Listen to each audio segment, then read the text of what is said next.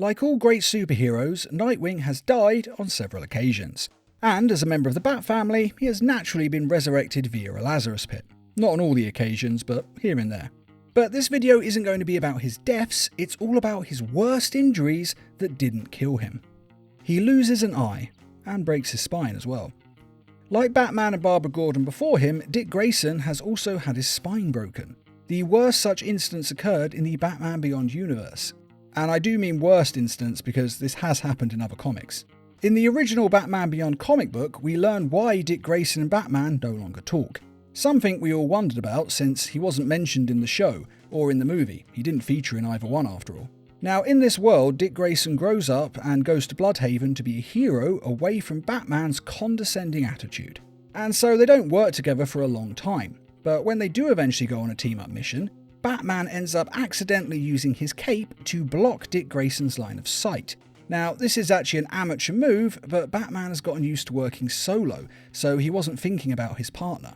And so the bullets went right through Batman's cape, and then right through Dick Grayson. And he gets one bullet stuck near his spine, and he even loses an eye. Now, Dick Grayson does manage to be able to walk again, after months of rehabilitation, but still, it's a very serious injury, and Grayson was never the same after this. I mean, you don't get a bullet to the spine and just walk it off. Well, you literally can't walk it off. And through all of his recovery, Batman didn't visit him once, or even send him a message at all. He just basically completely ignored him. Now admittedly that could be shame because he knows it's his fault, but at the same time, it's not about you, mate. You're not the one who got shot, you know? He is his son. He should be visiting him in hospital. That's all there is to it. I mean, that is just unbelievably unempathetic, you know what I mean? And it was the final nail in the coffin of their relationship. And Dick Grayson never spoke to Bruce Wayne again, and due to his injuries, he also had to stop being a hero. Now, of course, the Batman Beyond universe was later retconned. Yeah, I know everyone's already probably writing it in the comments in anger. This doesn't exist anymore. It was retconned. You don't know anything. I know everything. I'm typing in the comments. I'm awesome. Sorry, it really annoys me when people say those things like, oh, this has been changed. It was retconned. And I'm like, I mention it in the video. Why are you bothering to write this in the comments? That's just, You know what I mean? But anyway, all of this was scrapped, but originally this is how the story went, and it is a good reason to stop talking to Bruce Wayne. After all, a father who doesn't check on his son when he loses an eye and breaks his spine, well, that's just not someone worth having in your life. There is also another reason he doesn't talk that I go over in a different video involving Batman knocking Barbara Gordon up. I'll try to put a link in the video's description because it is worth watching. He gets stabbed. A lot. Now, as a street-fighting vigilante, Nightwing has of course been attacked by many a criminal with a blade. But we're going to focus on the wounds he gets in 2 of the New 52 films, because they're some of the more severe ones. The first time is in Son of Batman, when a bloodthirsty Damian Wayne decides to beat information out of a criminal and ends up putting him in a coma and getting no information. It was seriously dumb on his part. And he likely would have killed the man, but fortunately Dick Grayson saw a child with a sword on the street and naturally decided to intervene, because that's not exactly normal behaviour. And then the 2 sons of the Bat have a bloody sword fight. And though Damian does end up losing the fight, which naturally he does, I mean Nightwing is a lot bigger and a lot stronger, but still Damian does manage to get in a fair few stabs from his sword, one that requires Nightwing to go and get a lot of stitches from Alfred. Though this is nothing compared to the next time he got stabbed. It was in the film Batman vs Robin. And in this film, the Court of Owls is introduced, and they end up learning Batman's true identity. And so they attack the Batcave en masse, which leads to some of the best fighting in the history of DC animation. Seriously, some of these fights are just great. I really recommend watching them. And at one point, Nightwing is stabbed by several blades all at once. They go straight through his arms and legs in what must be a moment of pure agony. Now, it does have to be said that in real life, if you got wounded like this, you would not only likely die, but you would also likely lose an arm or a leg.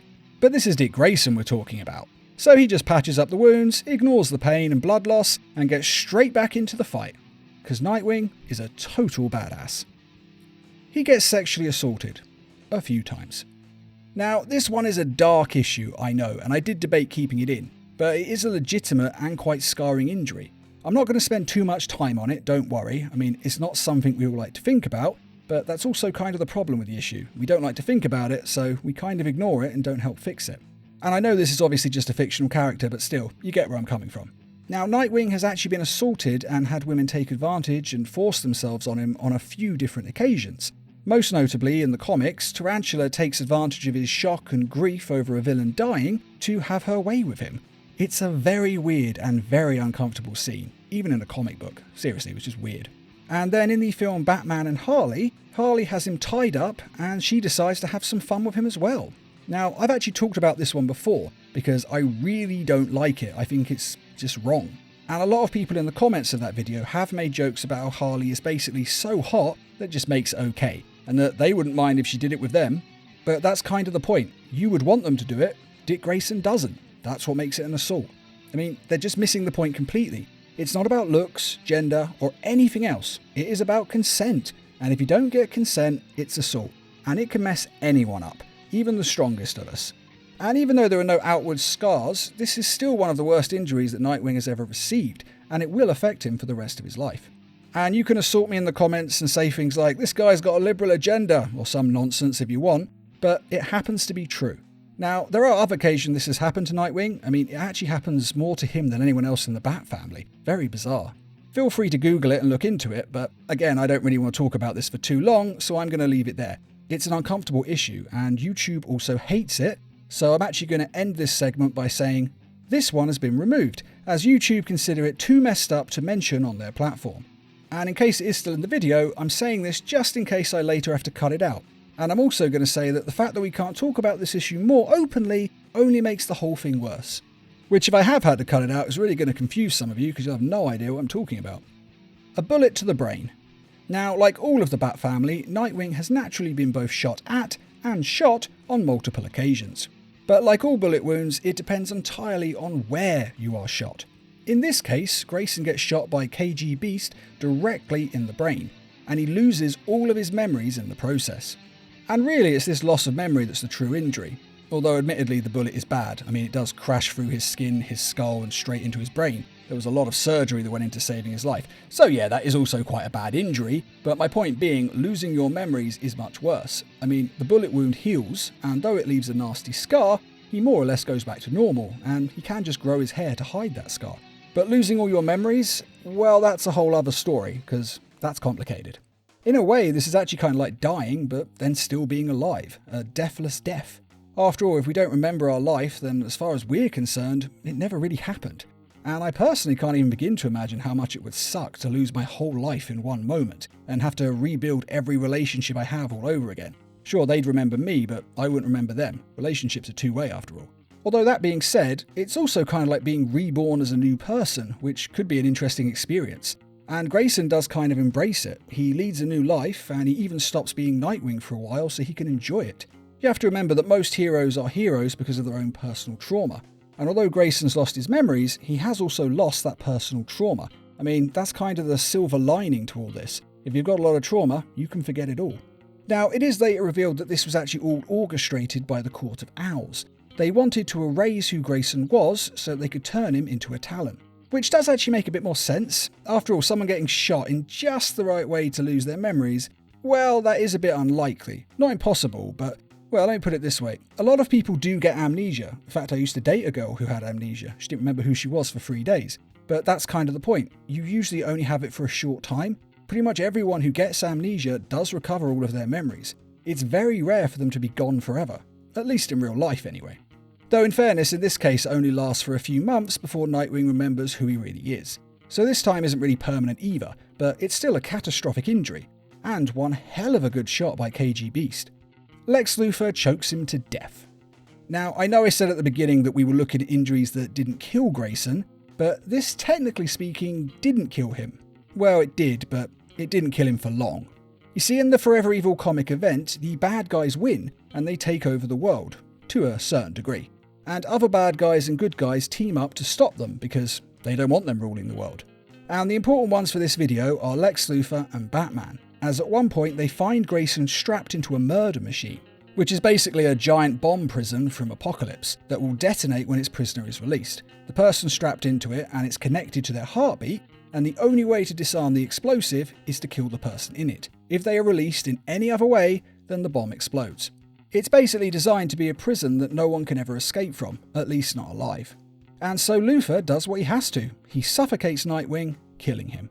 Now Batman does of course go pretty crazy at this, and is naturally ready to murder Luthor as well. But of course Luthor has a plan. He's already injected Nightwing with a serum that will restart his heart once he's got him out of the machine, since he had to be dead in order to be disconnected from the machine. So killing him was literally the only way to set him free. Now Batman does calm down when he understands this, but still it's kind of refreshing to see him showing emotions. I mean, this really shows how much he cares about Dick Grayson. You see that anger and that grief just coming out and him lashing instantly. He really cares about his son. And we don't actually get to see that much in the comics, the films and the shows. So it's always nice when we have these moments. Even though it is kind of a bit crazy and violent, I know, but still he's showing that he cares. In fact, he was so shook up by this whole event that he became distracted, which is how Luthor was able to take advantage of that to pick Batman's pockets and steal his kryptonite ring, which really goes to show just how distraught he was. And although Grayson does survive this, following the Forever Evil storyline, most of the world actually thinks that Nightwing is still dead, including the entire Bat family, except for Batman, who convinces Grayson to remain dead so that he can go on an undercover mission. Now, Grayson doesn't really want to, obviously. I mean, who wants to tell all their friends and family you're dead? That's a lot of grief you're putting him through, and it's not fair. But Batman talks him into it, and he reluctantly agrees. And when the Bat family find out the truth, they are understandably livid. Especially since Grayson is the one lying. I mean, they're not so fussed about Batman lying to them. I mean, obviously they are, but it's Batman. They've grown to accept that's what he does, and he'll never change. But as Jason Todd puts it, a Robin doesn't lie to another Robin. Now obviously they're family, so they do eventually forgive him of course, but they're still entitled to hold a grudge over this. I mean, it is a colossal violation after all. Putting someone through all of that grief of losing you, mourning you, moving on, I mean that's just cruel. Like, stone cold cruel, you know? And those are Nightwing's worst injuries. Now personally I think it's got to be the loss of an eye and the damaged spine that's the worst out of these, though I did actually enjoy the story where he lost his memories the most. It was interesting to see him try and be someone different and then ultimately gravitate back to his old life. It was basically a case of we are who we are, you just can't fight it. And I found it quite an interesting read. But still, I'd say the injury of losing an eye, damage to the spine, having to give up being a hero, well, that's pretty catastrophic. But which one of these do you think is his worst injury? And are there any other injuries that you think I should have mentioned instead? I mean, if you can think of an injury that's worse than the ones on this list, then please let us all know in the comments. After all, we all want to know what his worst injury is, otherwise we wouldn't be sitting here watching this video, would we? And I'd just like to quickly remind everyone that we have some merchandise available on our store, and to say thanks to all of you who have donated to the Needle Mouse Productions page on Patreon. And as always, thanks for watching, and feel free to subscribe, share, like, and comment.